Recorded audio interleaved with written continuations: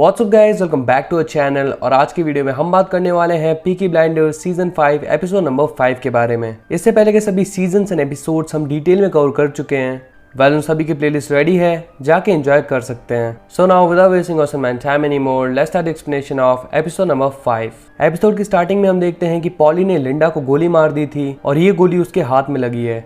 Definitely इससे Arthur बहुत ही ज़्यादा गुस्सा हो जाता है, लेकिन फिर यहाँ पे जितने भी लोग मौजूद थे वो लिंडा को रूम में ले जाते हैं और बुलेट को उसकी बॉडी से बाहर निकालने लगते हैं। यहाँ पे लिंडा कर्रा रही थी क्योंकि उसे बहुत ही ज़्यादा पेन हो रहा था। और तभी एक गार्ड आके टॉमी से कहता है कि मोजली आपसे मिलना चाहता है। टॉमी कहता है कि उसे अंदर मत आने दो, यहाँ पे बस फैमिली मेंबर्स रहने वाले हैं। लेकिन फिर भी मोजली अंदर आ जाता है और यहाँ पे आर्थर को बहुत ही ज़्यादा गुस्सा आ जाता है।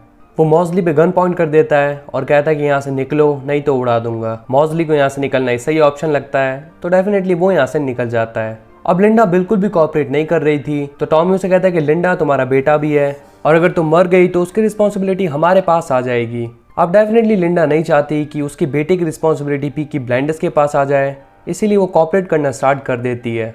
इस बीच आर्थर पॉली से कहता है कि तुम्हें उसे ये करने देना चाहिए था, मतलब कि मुझे शूट करने देना चाहिए था, मैं इसी लायक हूँ। लेकिन टॉमी आर्थर को समझाता है और कहता है कि आर्थर हमें तुम्हारी ज़रूरत है। फिर आर्थर टॉमी के गले लगता है और उसे थैंक्स कहता है। ये देख के पॉली कहती है कि देखो, थैंक्स मुझे कहना चाहिए, जान इसकी मैंने बचाई है, और थैंक्स टॉमी को कर रहा है। इसके बाद टॉमी लिंडा को वाइन में मिला के कोकेन देता है जिससे कि उसका पेन चला जाए। फिर पॉली उसे बताती है कि अब्रामा गोल्ड ने मुझे प्रपोज किया है और अब हम साथ में रहने वाले हैं। ये सुनकर टॉमी भी उसे कॉन्ग्रेचुलेट करता है। इसके बाद हम देखते हैं कि मौजली बाहर खड़ा होकर स्पीच दे रहा है और उसकी इस स्पीच को टॉमी भी सुन रहा होता है, साथ ही में अब्रामा गोल्ड भी। वो सभी को बताता है कि मैं एक नई पार्टी खोलने वाला हूँ जिसमें मेरे साथ टॉमी भी होगा, जो मेरे साथ कंधे से कंधा मिला के चलेगा। रिसेंटली जो ब्रिटिश पार्टी है वो लोगों की वेलफेयर नीड्स को बिल्कुल नजरअंदाज कर रही है। वो बताता है कि इंडियन कॉटन मिल से ब्रिटिशर्स को काफी ज्यादा प्रॉफिट होता है, लेकिन वो आम जनता पे पैसा नहीं लगाती। लेकिन जो पार्टी मौजली बनाने वाला है वो डेफिनेटली सभी की सुनेगी और ब्रिटिशर्स से तो काफी ज्यादा गुना सही होगी। इसके बाद हम टॉमी और मोजली को साथ में देखते हैं और यहाँ पे टॉमी मोजली के साथ काम करने के लिए राजी हो जाता है और कहता है कि तुम्हारी स्पीच सही में बहुत ही ज्यादा अच्छी थी, but as we all know ऐसा कुछ भी नहीं है। सही मौका आने पर टॉमी उसे मार देगा। यहाँ पे मोजली टॉमी को बताता है कि उसने 2 रेसिंग ट्रैक्स बिली बॉयज के नाम कर दिए हैं ताकि इन फ्यूचर उनका रिलेशनशिप काफी अच्छा रहे। इससे टॉमी को बहुत ही ज्यादा गुस्सा आ रहा था, लेकिन वो अपने गुस्से को कंट्रोल कर लेता है। अब मौजली उसे कहता है कि मेरे साथ काम करने के लिए तुम्हें अपना बिहेवियर चेंज करना पड़ेगा और ये दारू पीना, सिगरेट पीना भी थोड़ा कम करना पड़ेगा। इसके बाद मोजली तो वहाँ से चला जाता है, लेकिन यहाँ पे टॉमी का दिमाग बहुत ज़्यादा खराब हो जाता है, बिकॉज आज तक किसी ने टॉमी पे इस तरीके से हुक्म नहीं चलाया था। इसके बाद हम देखते हैं मौजली को लिजी से बात करते हुए और फिर लिजी जाती है टॉमी के पास एंड उससे पूछती है कि आखिर ये क्या हो रहा है। इस टाइम पे टॉमी का दिमाग भी बहुत ही ज़्यादा खराब था और वो गुस्से से पूछने लगता है कि तुम क्या कहना चाहती हो। लिजी कहती है कि आखिर तुम उसके साथ बिजनेस क्यों कर रहे हो, वो एक बीस्ट है और डेफिनेटली उसके साथ काम करना खतरे से खाली नहीं। टॉमी उसे समझाता है कि मैं बहुत ही सही चीज़ कर रहा हूँ और लिजी कहती है कि मैं जानती हूँ कि तुम उसे मारना चाहते हो, तुमने ये बात अपनी ईगो पे ले ली है और अब तुम यही समझते हो कि तुम ही हो जो उसे रोक सकते हो। अब टॉमी काफ़ी ज़्यादा इमोशनल हो जाता है और वो लिजी को हग कर लेता है। इसके बाद हम देखते हैं कि लिंडा को होश आ चुका है और आर्थर भी उसके पास ही बैठा था। आर्थर लिंडा के पास आने की ट्राई करता है, लेकिन लिंडा काफ़ी ज़्यादा नाराज़ थी। अब आर्थर लिंडा को समझाता है कि चलो यहाँ से निकल चलते हैं, सुबह होने से पहले हम यहाँ से निकल जाएंगे और जैसी लाइफ तुम चाहती थी वैसी जिएंगे, वापस यहाँ लौट के कभी नहीं आएंगे, पीकी ब्लाइंडर्स से बिल्कुल दूर चले जाएंगे और अपनी लाइफ आराम से जिएंगे। लेकिन लिंडा उसे कहती है कि मेरे पास एक और आइडिया है, तुम यहीं पर रुको और मैं जाती हूँ। जी हाँ, लिंडा ने अपनी साइड से सब कुछ क्लियर कर दिया, यानी कि बस अब वो आर्थर को डिवोर्स दे देगी। फिर लिंडा यहाँ से निकल जाती है और आर्थर उसकी याद में रोने लगता है। इसके बाद हम देखते हैं मोजली को जो कि सुबह होते ही यहाँ से निकल जाता है।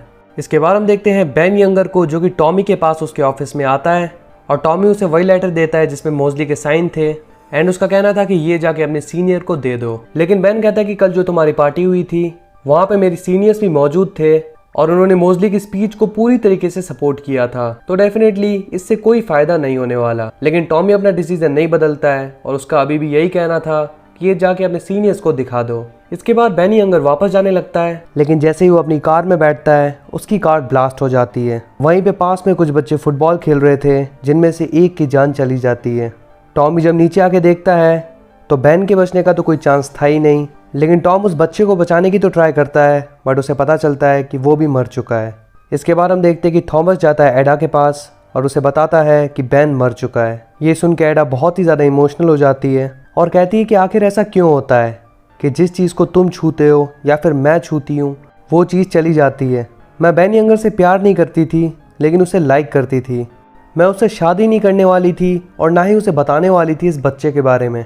हमारे बीच जो कुछ भी हुआ वो बस एक एक्सीडेंट था, लेकिन वो एक बहुत ही अच्छा इंसान था। इसके बाद टॉमी कहता है कि ये सब कुछ मेरी वजह से हुआ है, ना ही मैं उसे ये सब कुछ करने के लिए फोर्स करता और ना ही आज वो मरता। इसके अलावा टॉमी को दुख हो रहा था उस 10 साल के बच्चे के मरने का। टॉमी कहता है कि अगर मैंने बेन को इस काम के लिए चुना ही ना होता तो आज वो बच्चा स्ट्रीट पे फुटबॉल खेल रहा होता। एडा उसे कहती कि तुम खुद को इसके लिए ब्लेम मत करो, लेकिन टॉमी सीरियसली खुद ही को इस सब के लिए ब्लेम कर रहा था। फिर जब टॉमी जाके अपनी कार में बैठता है तो फिर से उसे पीछे ग्रेस दिखाई देती है, लेकिन ये ग्रेस का काइंड ऑफ इविल वर्जन था जो उसे दिखाई दे रहा है। मतलब कि ये वर्जन बिल्कुल भी सपोर्टिव नहीं है, बल्कि वो टॉमी को ये सब कुछ करने से रोकना चाहती है। एक तरीके से वो टॉमी को नीचा दिखाना चाहती है या फिर नीचे गिराना चाहती है, जस्ट बिकॉज ये ग्रेस नहीं है बल्कि टॉमी का माइंड है। ऑन दी अदर हैंड हम देखते हैं आर्थर को, जो कि अपनी पूरी टीम के साथ चैंग के साथ डील करने के लिए जाता है, लेकिन तभी उन पे कुछ लोग अटैक कर देते हैं। ये लोग आयरिश थे और पीकी ब्लाइंडर्स पे भारी पड़ रहे थे। तभी आर्थर का दिमाग खराब हो जाता है और वो डीपी लेकर उनको मारने के लिए निकल जाता है। वो अकेला ही पूरा मार्क क्लियर कर देता है। इससे हमें आर्थर की पोटेंशियल का पता चलता है। वो लोग यहाँ पे ओपीएम लेने आए थे। आर्थर को न्यूज़ मिलती है कि एक पुलिस वाला भी फायरिंग में मर गया। वो कहता है कि उसे भी गायब कर दो और किसी को पता ना चलने पाए।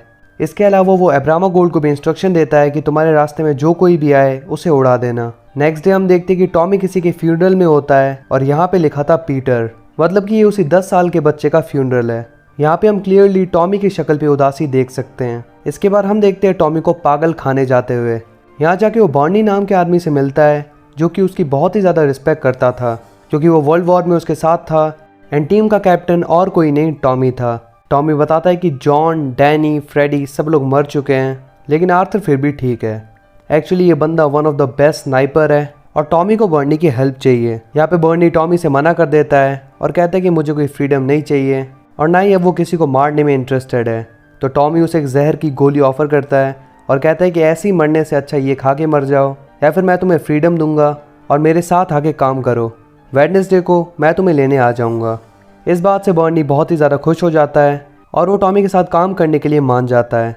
इसके बाद हम टॉमी को मकैवन के पास देखते हैं और वो ओपीएम की सप्लाई में इनकी हेल्प लेने वाला है। मकैवन टॉमी से कहता है कि मोस्टली लंदन में किसी के साथ डील करना चाहता है, लेकिन उसे सही आदमी नहीं मिल रहा। इस पर टॉमी कहता है कि वो सोलोमन के साथ डील कर सकता है, लेकिन लास्ट सीजन के लास्ट एपिसोड में हमने देखा था कि सोलोमन मर चुका है। वेल टॉमी ये सब कुछ एज अ जोक ही कह रहा था और वो कहता है कि अगर सोलोमन अभी भी जिंदा होता तो भी मोस्टली उसके साथ डील नहीं करता, क्योंकि वो ज्यूस के साथ डील करना पसंद नहीं करता। तभी यहाँ पे आर्थर आता है और वो बहुत ही ज़्यादा एक्साइटेड होता है। वो टॉमी से कहता है कि मैंने उन लोगों को धूल चटा दी। यहाँ पे उसकी थोड़ी सी नोकझोंक मैकेवन के साथ भी हो जाती है और मैकेवन कहता है कि क्या यहाँ पे अब्रामा गोल्ड नहीं आया। आर्थर कहता है कि गोल्ड ने मुझसे कहा कि अगर वो तुम्हें देखेगा तो वहीं पे तुम्हारा गला काट देगा। टॉमी उन्हें शांत कराता है और फिर मैकेवन यहाँ से निकल जाता है। अब टॉमी आर्थर को बर्नी के बारे में बताता है और कहता है कि वो वापस आ रहा है, मैंने उसे बाहर निकालने का जुगाड़ कर लिया है और वो मोज़ली को मारने में मेरी हेल्प करेगा। जी हाँ, बर्नी के हाथों टॉमी मोज़ली को मरवाना चाहता है। इसी के साथ ये एपिसोड यहाँ पे ख़त्म हो जाता है और अब बस लास्ट एपिसोड बाकी है सीज़न 5 का। एंड डेफिनेटली आई नो आप अगले एपिसोड के लिए बहुत ही ज़्यादा एक्साइटेड होगे, लेकिन मैं गारंटी दे रहा हूँ कि अगले एपिसोड से ज़्यादा आप अगले सीज़न के लिए एक्साइटेड होगे जब मैं लास्ट एपिसोड को एंड तक एक्सप्लेन कर दूंगा। So if you enjoyed this one, then make sure to hit the like button and press the subscribe button if you're new in the channel. Share it as much as you can, and if you have any query, just comment down and let us know. So we'll see you in the next one. Till then, peace up.